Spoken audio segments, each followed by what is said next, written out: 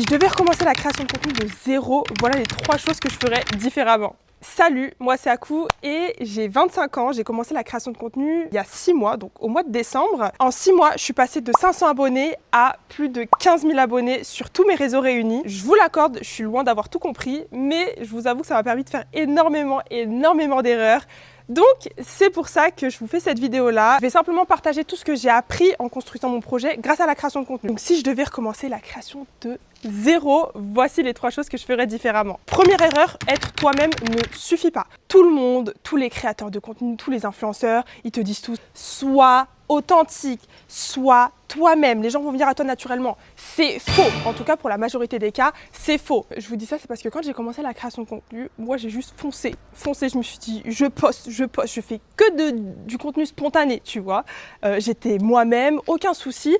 Mais en fait, les gens, ils s'abonnaient pas à mon compte parce que, finalement, j'étais une personne lambda. Il y a tellement de concurrence, en fait, sur les réseaux sociaux que quelle est la raison pour laquelle les gens vont s'abonner à toi? Le problème, c'est pas que tu n'es pas assez toi-même. Le problème, c'est qu'aujourd'hui, personne ne te connaît. Donc, en fait, ils vont pas forcément s'intéresser à ta vie si tu leur apportes rien. Il faut que tu aies une stratégie.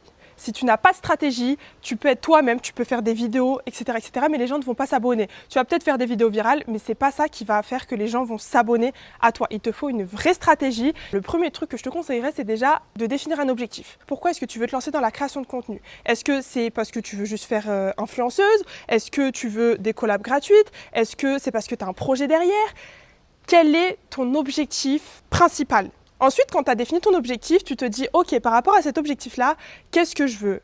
Quelle est ma cible? Quel est mon persona? Est-ce que c'est des personnes qui vont faire de la création de contenu? Est-ce que c'est des personnes qui sont créatives? Est-ce que c'est des personnes qui aiment la musique? Tu vois, il faut vraiment que tu définisses ton persona parce que si tu vas t'adresser par exemple à des jeunes qui ont 20 ans, tu vas pas forcément faire du contenu de la même manière que si tu t'adresses à des trentenaires qui ont un projet, qui ont un business, tu vois. Donc il faut que tu définisses ton persona. Quand tu as défini ton persona, tu définis une stratégie, tu définis le type de format que tu veux faire. Est-ce que c'est du fast cam? Est-ce que c'est uniquement de la voix off? Est-ce que c'est uniquement des vidéos spontanées, des vlogs? Peu importe, il faut que tu définisses un format. Tu peux en avoir plusieurs bien évidemment. Et en vrai, moi, je te recommande de faire plusieurs formats différents. Après, bon, il y a des personnes qui font que des fast cam et c'est ok en fait. C'est toi en fonction de ce que tu aimes faire et de ton objectif. Est-ce que ce type de format va permettre d'atteindre ton objectif? Moi, j'ai pas défini de persona parce que dans ma tête, je me disais, c'est moi le fil rouge en fait. C'est moi le fil rouge. J'ai pas besoin d'avoir un format type, j'ai pas besoin d'avoir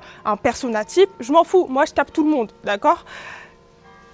Eh ben là, écoutez-moi bien, j'en subis les conséquences, d'accord? Donc, la première erreur, être toi-même ne suffit pas parce que l'authenticité sans stratégie reste invisible. Alors, l'erreur numéro 2, qu'on fait tous, que j'ai fait la première, arrête d'attendre d'être prête pour passer à l'action. L'être humain veut toujours attendre, veut toujours se chercher des excuses. C'est infernal en fait. Je suis la première à faire ça. Je fais semblant d'être perfectionniste pour me trouver une bonne excuse. Non, en fait, à un moment donné, il faut arrêter d'être prête, d'accord?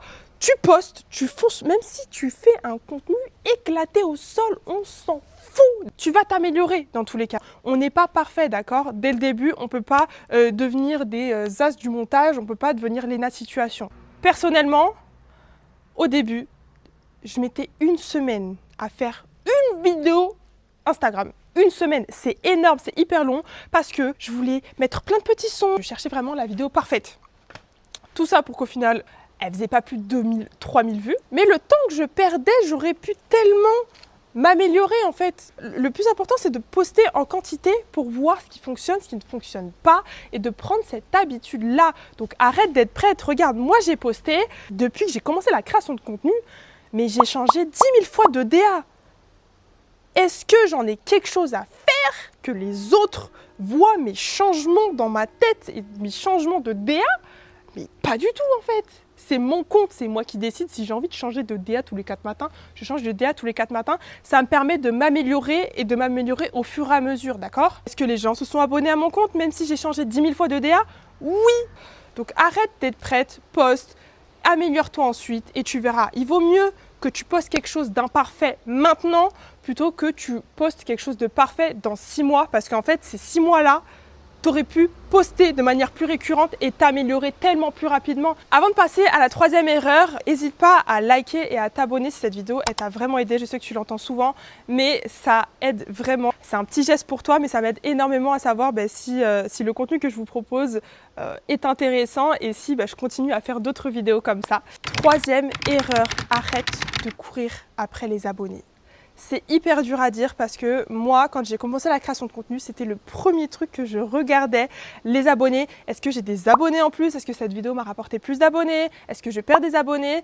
Et en fait, le problème, c'est que les abonnés sont une conséquence, mais pas un objectif. Je m'explique. Moi, au début, je voulais avoir un objectif de 50 000 abonnés. Ne me demandez pas pourquoi, c'était un objectif que je m'étais fixé. Sauf qu'aujourd'hui, j'ai décidé de changer justement les KPIs que je regardais. J'ai décidé de changer les chiffres, les statistiques que je regarde.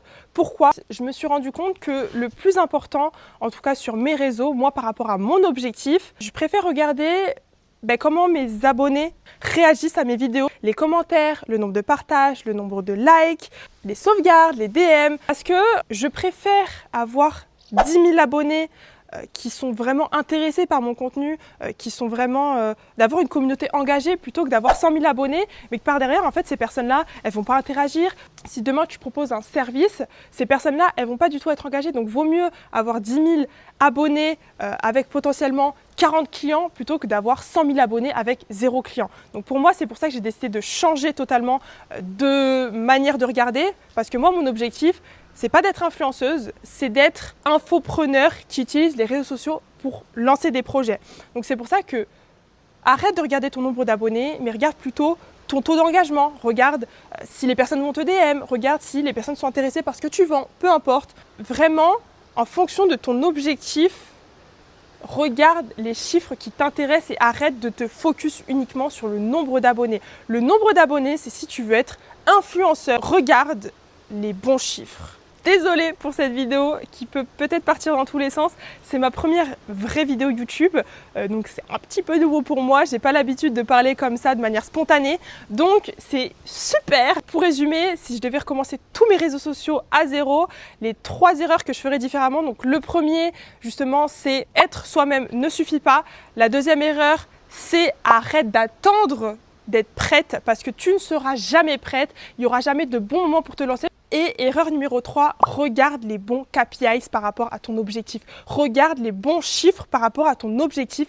Arrête de courir derrière les abonnés. Pour terminer, cette chaîne, ce ne sera pas une chaîne où je vais prétendre tout savoir. Au contraire, j'ai vraiment envie de vous montrer tout ce qui se passe derrière la création de contenu, les erreurs, les échecs. Et surtout, moi, cette chaîne, elle va être spécialement dédiée pour les créateurs de contenu qui souhaitent lancer un projet ou les entrepreneurs qui souhaitent utiliser la création de contenu pour leur projet. Encore une fois, je n'ai pas la vérité absolue. Même moi, je suis un bébé cadom. Je viens de commencer la création de contenu. Si ça t'intéresse de suivre cette aventure dès le début, n'hésite pas à t'abonner sur ma chaîne. Et je te dis à très bientôt dans une prochaine vidéo. Allez!